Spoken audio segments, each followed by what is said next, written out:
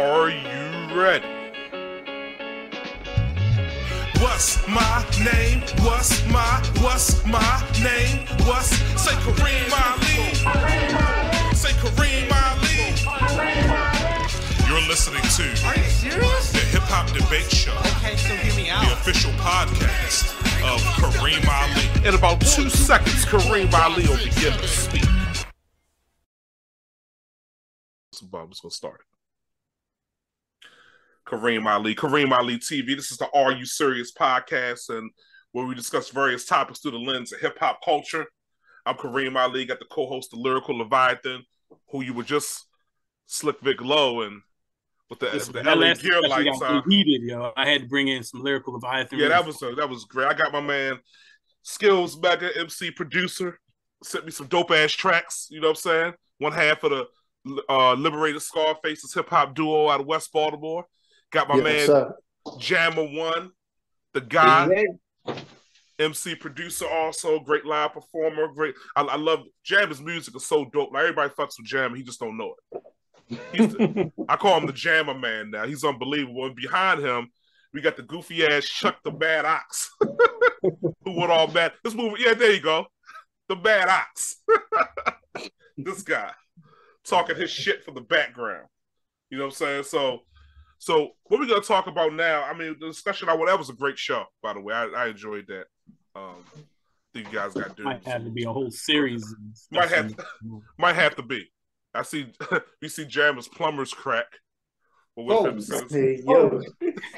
put some lotion on that. It's a little. You ever be with a girl and the top of her ass be like a little ashy? You want to take a little ashy. She don't get the crack that well. Listen. So the discussion I want to have is something that's been bothering me. You know, we talked about Nas, Jay-Z, and some of these people in the GOAT discussion. The Rakims, you added the Dooms and the Eminems and the Biggies, but why is Busta Rhymes so underrated? Why is the Busta Rhymes never, when people start talking about the greatest MCs of all time, why does Busta Rhymes' name almost never comes up? Is it because he doesn't have a definitive classic album in most people's minds? I mean, when you start to talk about longevity, 30 years of MCing, high-level lyricism, entertainment value, and if you start to weigh in heavily what MC really means, move the crowd, you start to weigh in heavily live performance. I can't think of but one other person that could match Busta Rhymes on the level of he steps on stage. Once he steps on stage, it belongs to him. Why is Busta Rhymes not considered in these conversations? Jammer One, what do you think? Huh? Because he's animated. Animated MCs don't get the respect that they deserve. And why is that? That's just a personal bias. I've heard this before. People have told me that he's too animated for them. Why? It's hard for me to answer. It's the same reason why Ludacris don't get the respect that he deserves. He does deserve more. But nobody ever puts him in the top 5. You know? Top 25, it seems like, for some reason. Yeah, it's like something about being animated like that kind of like make people not really take you seriously. And I can't really explain that, but there's something to that. I should have asked you last, because that's actually what I've been hearing a lot of times. Skills Mega, what do you think? I think that is just maybe his legacy, and that's unfortunate, right? I think Andre 3 Stacks said that on Royal Flush, right? He said that when you come unfortunate, they consider you lame. Thought the name of the game was to have a better life. I guess it ain't what it's saying. You feel me? I think that Busta Rhymes is hindered by his success as far as the respect aspect of his lyricism. I think that because he's mainly known for being a great performer, and he's mainly known for how creative his videos are, and just the artistry aspect more so than the MCing aspect, I think that he doesn't really get the respect he deserves as a lyricist. I think also that Jammer One is right. Like, he's very much so animated. Like, if you listen to The Roots, right, they have a song called New Year's at JD's where they rap over like this rare J Dilla beat. Black Thought basically does a Busta Rhymes impression where he really doesn't say anything but the rhyming words. And it's a joke, and Busta Rhymes found it funny. from what I hear, but all good jokes contain true shit. That's really how some people feel about his rap style, is that he is mainly just saying shit and he makes it rhyme, but he doesn't really say anything. I know he says shit, but a lot of people don't really know that because of how animated his style is. Leviathan, what would you like to add to that discussion?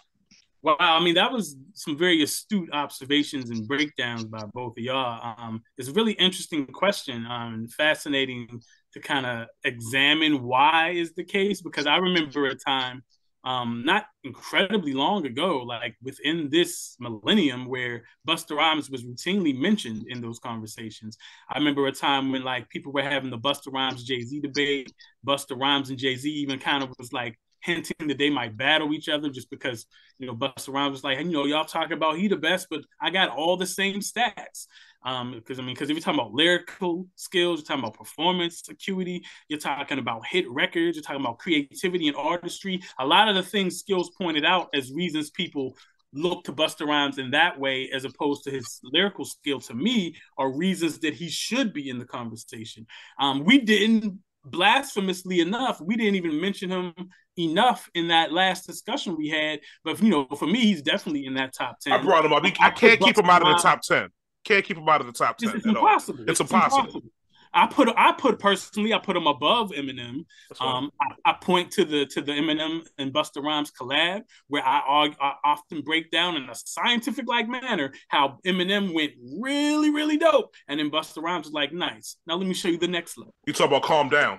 Calm down. Like, to me, like, it's hard to keep Busta Rhymes out of the top 5, but you absolutely can't keep him out of the top 10 for all of the reasons. I remember there was a time when there was a string of Busta Rhymes where he had like 5 straight #1 songs. They were all extremely lyrical and all had incredibly artistic and creative videos. Like, we can skip over the Herb Money era. Everything else Busta Rhymes ever did was incredible. Right, and I think Extinction Level Event is a classic album. Extinction Level Event 2 is unbelievable. I just stopped listening to it like last year. Right, it's unbelievable. We didn't talk about the album he put out like 3 years ago, which is one of the best albums of that entire year. So, like, unbelievable. Like, yeah. Why isn't Busta Rhymes mentioned more? Are people serious? They can't possibly be. It can't possibly be. He has all of the stats, as you said, to be considered one of the greatest of all time. And like I said, if you weigh heavily live performance in your criteria, he starts to inch closer to that #1 spot. He's still here after like 30 years, way back from Leaders of the New School, to Scenario, some of those classic songs of all time. The shit with Tribe, Woo Ha, which is still one of my favorites. I mean, I just Busta Rhymes is unbelievable. They say Busta Rhymes started the whole feature thing. Right, just shutting features down. All the way up to the song with Chris Brown and Lil Wayne, he's shutting features down. That was crazy. And the newer generation knows of him off the strength of that collab alone. Yeah, I know younger kids who will go to see a Lil Wayne show. Remember around the time that Busta Rhymes was signed or affiliated with Young Money. And they didn't know why Busta Rhymes was even performing. They almost was irritated the fact that he was there. But after they see Busta Rhymes open up for Lil Wayne, by the time they saw Lil Wayne perform, they were disappointed in Weezy. Someone walking back and forth for a stage with no shirt on, with a little towel in his pocket. It didn't resonate to the level of what you really could go to from a live performance standpoint. Man, that verse on Watch Me Now alone created the viral sensation of white girls reciting Busta Rhymes lyrics on the internet. Jamie, you had a point? You said that Busta was opening for Lil Wayne. They were doing a show, and he was like one of the artists that came before Lil Wayne. Around the time he was with the Young Money, Lil Wayne was the featured act. Because that's his shit. Of course. I mean, Lil Wayne is not better than Busta Rhymes probably in any way. I mean, I don't dislike Lil Wayne per se, but Busta Rhymes is a whole nother level. And the artists back then, you were just better live. Like nowadays, you see it's disintegrated into people rapping over their own lyrics, over their own records, the album. Imagine going to a Whitney Houston concert and seeing Whitney Houston sing The Greatest Love of All over Whitney Houston recorded singing The Greatest Love of All. Yeah, the game is totally different now. It's totally lazy. You know, when youngsters record, right? they don't write their rhymes first. They go in there, they hum to the beat, and then they punch line after line. They punch it in like the Easy E method. Right. Have they done that with you in your studio? Do you allow this? I guess they're paying you. No, nobody ever came to the studio and done that, but that's what a lot of the young rappers do now. That's why the music sound that way. Just because you don't write your rhymes don't mean that you're nice. Just because Jay-Z and Lil Wayne seem to be able to do it, and Biggie was reported to do it, don't mean that you can. You can tell that they don't write. You can tell. Yeah, absolutely. Because you can tell that it's not good. So Bad Bunny performed on SNL last night, and he wasn't using his vocals on the track, and I was surprised. I was shocked. Because they don't remember. Like, he's actually not. It's not as easy as you think it is to get up there and remember all that shit and spit it out. It's not as easy as most people think it is if you've never done it before. You got to work with it. You got to put some work in. Yeah, I've had Jammer and Mad Ox help me in my beginning stages where I got to pick their brain and ask them questions. How the fuck do I do this on a high level? Because like that shit is like I'm getting up there like forgetting around. Slangston could always freestyle his way through if he's forgotten. I've seen Slangston forget stuff before, and just you would never know. I would know because he'll spit those bars in the car for me, all 840 bars straight on some cannabis shit. So I know when he forgets. It's a very convenient skill to have. Right. Yeah, I mean, Busta Rhymes is just, I mean, he's unbelievable to me. Like, I've been studying him a lot over the last, like, 6 or 7 years. And before, I wasn't as huge of a fan coming up. Like, I liked him, but he didn't speak to me the way other MCs did. But I'm just starting to notice that, you know, I overlooked him, too, all this time. I don't know if it was because he was animated. I thought he was great, but I didn't put him in the same class. And I'm noticing now, as I'm studying him, that I was wrong, and a lot of other people are too. And maybe because he was animated, I don't know. I don't know if he really had an album that I clung to, because I was very big on the art of album making. So I don't know if he had a true impactful record that could go along the lines of, as Skills would say, a Illmatic per se. And maybe that's why I didn't have nothing to look back to. You Get Rich or Die Trying, Your Paid in Fools, Takes a Nation of Millions, all the classic albums. I don't know if I saw that in him as I was listening to song for song, even though he had great songs and great singles. I did like the last album a tremendous amount. So maybe that's why. That album was crazy. It was crazy. Busta's first album, his debut album, is one of his best ones, though. I would agree with that. He's not even lyrically like a beast on the first album. It's really just all delivery. It's fun. It's a fun album, you know. And it's one of his best albums. His first one and his last one to me. I used to get Busta Rhymes albums. Every time one dropped, I would buy them. But like you said, they didn't have a lot of replay value. He had some bangers on them joints, but you would skip some of the songs. So maybe that's the reason. But I dare anyone to face him. I saw Busta Rhymes live a couple years ago, just before the pandemic, and every song. Well, let me back that up by saying this. I saw Pharoah March live a few years before that. Pharoah March was great live. I saw Pharoah March a few times. I saw him once with Jean Grey, Mos Def, and Talib Kweli. He opened up for them, or he was second after Jean Grey or something like that, maybe. Or maybe he came first, I can't remember. And then I saw him by himself at the Auto Bar. And by the time they got to Simon Says, the whole place felt like it was about to explode with the energy. It's nothing like having a song that everyone knows that you perform is totally different. But when I saw Busta Rhymes live 6 months later, every fucking record that he played, the whole place felt like it was about to explode. Like the energy in the room was unbelievable. I was drenched in sweat. I was like, what the fuck? I mean, I remember hearing Busta Rhymes at a homecoming at UMBC back in like 2001, 2002. I didn't even go to the show, but you could hear his voice projected driving up the street. And it was absurd. Ludacris had a similar experience. I mean, the only other person that I ever felt like could contend with Busta Rhymes live is probably the Blastmaster KRS-One. I would actually give Chris, this is a whole nother show, I would give Chris a slight edge because he doesn't need a hype man, whereas Busta Rhymes has Spliff Star. But live, Busta Rhymes is a motherfucking machine. I haven't seen Busta live yet. I got to, though, man. You got to, brother. Tickets get too high. When T.I. was talking about I would beat Busta Rhymes in the verses, I was like, get the fuck out of here, sit down. Then he started to try to walk it back and say, well, you can't do anything before 2000. Busta Rhymes got so much shit, he would annihilate, obliterate T.I. expeditiously. Feels back. What do you have to say about? You have anything else to add? We can wrap this motherfucker up. I was just thinking. I just wanted to know if y'all agree with me. Now, obviously, they're not comparable because ODB is no longer here anymore in the physical. But I think that ODB suffered from that also, from a point where he was so animated that people didn't really take him as serious as he was. You get what I'm saying? Because he was like people the drunken master of hip hop. They liked him, and people like Busta Rhymes. They did songs together too. They did, and they battled each other too. But the thing is that they both are very animated. They both are not. I'm not going to say Busta Rhymes is taken seriously, but he's not as mentioned as other people. And I feel like ODB doesn't get mentioned as much as just a Raekwon, Ghostface, Method Man. Like he doesn't have discography. Like we all know he's no longer here, but I just think that because of the character that he portrayed and because of how he rapped, he wasn't taken as serious as his counterparts. Yeah, because you really listen to the lyricism of a lot of ODB verses. Like he's going absolutely off.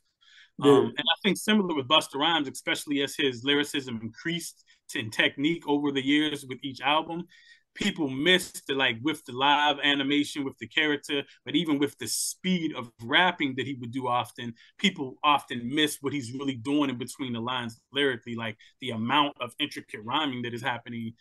Even in that verse on the Look at Me Now, like he's doing some amazing shit with the pen.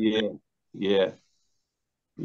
That verse is one of the greatest verses of all time, yo. Right, and the whole world heard it. Like, so it's not even like it's one of these situations where it's like someone is so skilled, but they're underrated because they're not on a huge platform. But Busta Rhymes has dominated on huge platforms. Yeah, they had challenges based off of that verse. People trying to recreate it, redo it.